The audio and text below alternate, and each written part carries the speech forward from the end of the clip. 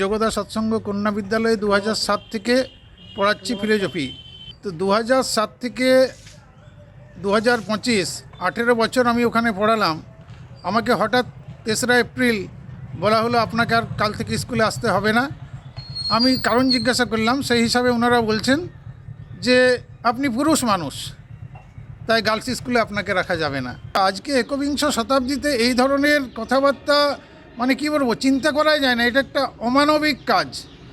আমি কাউন্সিলে জানাবো বিষয়টা, দরকার হলে আমি কলকাতা বিদ্যাসাগর ভবনেও যাব। গার্লস স্কুলের ক্ষেত্রে আমাদের কিন্তু যেটা সরকারি নিয়ম, টিচিং পোস্ট কিন্তু গার্লস স্কুলের ক্ষেত্রে পুরোপুরি ফিমেলই হতে হবে। সেখানে কিন্তু মেল অবলিক ফিমেল এই জায়গাটা নেই। এগুলো তো স্কুলের পুরোপুরি নিজস্ব ব্যাপার। এই সংক্রান্ত আমাদের কাছে কোনো তথ্য বা এনাদের যে নিয়োগের যে ডকুমেন্ট ডিআই অফিসে জমা থাকে এরকম কোনো ব্যাপার নয়। ওগুলো কিন্তু স্কুল নিজেদেরই লোকালি অ্যাভেলেবিলিটি অনুসারে স্কুল ম্যানেজিং কমিটি ডিসিশন নেয়।